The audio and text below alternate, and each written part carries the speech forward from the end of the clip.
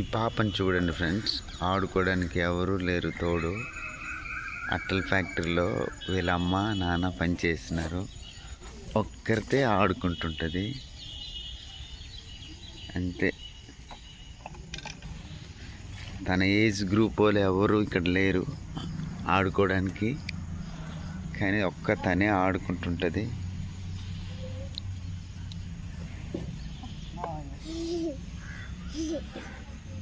చూడండి ఫ్రెండ్స్, తన సామాన్లు